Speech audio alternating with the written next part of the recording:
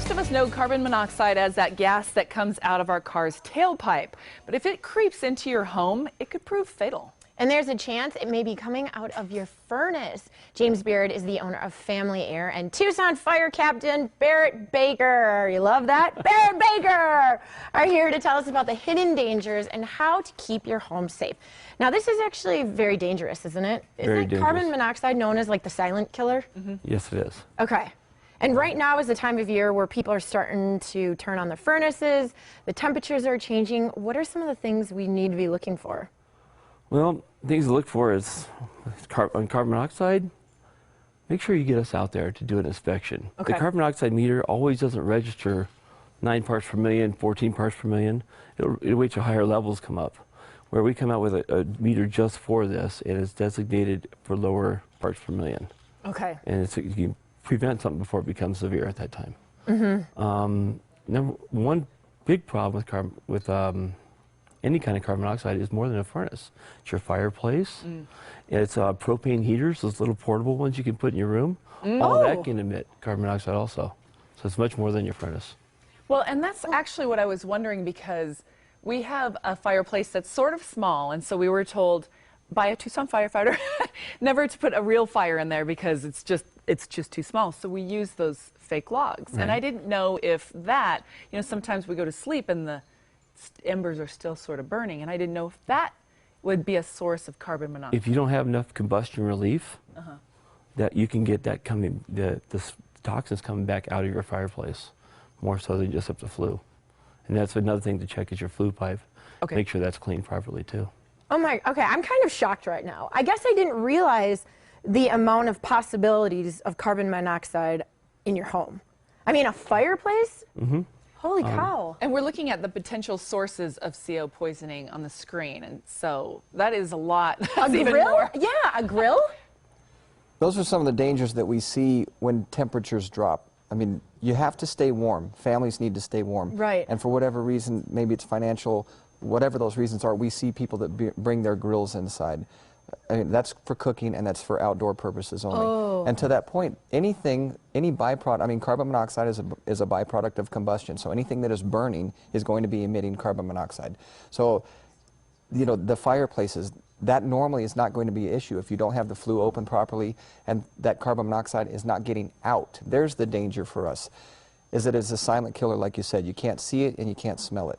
So if you don't know that something's there, but all of a sudden you're seeing some of the medical types of the nausea, the headaches, that might be giving you some warning signs. But if you have someone that comes out and takes a look at it, that should give you some peace of mind. And on top of that, those detectors, even if you get false alarms 99% of the time, we don't want to see a reality 1% of the time. That's when something terrible can happen.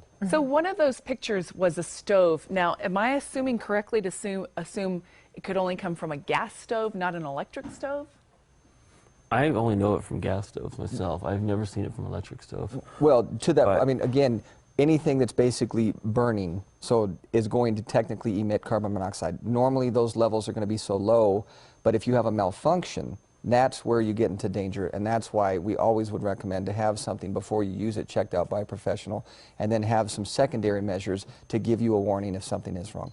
One thing I learned about stoves and ovens recently was we all line our ovens with aluminum foil. When you do that, you're blocking the proper venting of that oven.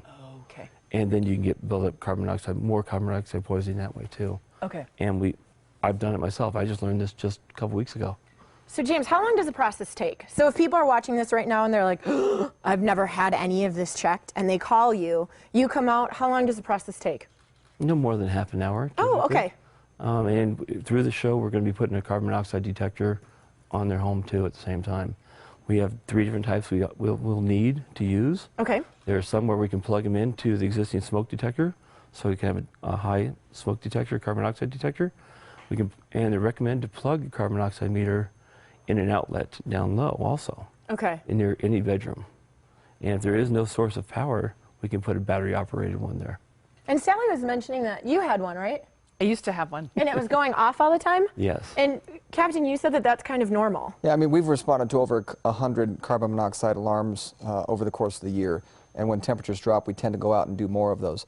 Again, a good majority of the time they're false alarms. It could be something as simple as a battery. But we'd rather go out and have it be a false alarm than to walk into a house where you've actually had some sort of tragic event. So always take those steps. You know, make sure that you read the directions appropriately and make sure that you're taking care of that piece of equipment, because it can save your life and you wouldn't even necessarily know it. Right, so Sally, instead of just getting rid of it because it beeps, you should check the batteries. I know. I'll see you next week. Yeah, right. It's like, and I'll be over. So, James, you mentioned testing low on the outlet. Does carbon monoxide sink? Is it heavy or? Carbon monoxide comes out hotter, so it's naturally at the high end of the house. Oh, okay. And in time, it will settle and build up. And that's why most deaths or sickness happens at night, Right. because you're laying down and sleep. Right. Oh, okay. Wow. Well, I think this was a good holiday reminder for all of us. Yes, for sure. Give And your very family and enlightening. friends a trip over from James. Yes, I agree. You could be the new Santa, James. I actually am A life-saving Santa. Jim Jingle. Jim Jingle, that is really That cute. sounds awesome. I like that. Barrett Baker and James Beard, thanks so much for coming in. And happy you. Thank you. holidays. Family Air and Cooling and Heating is located on 12th Street. To learn more about their products and services, just call 399-5850 or go online to familyaraz.com. And right now, you can get an $85 heater and carbon monoxide inspection with a free CO alarm. This is what I need. Again, that is if you call 399-5850 or go to familyaraz.com. We will be right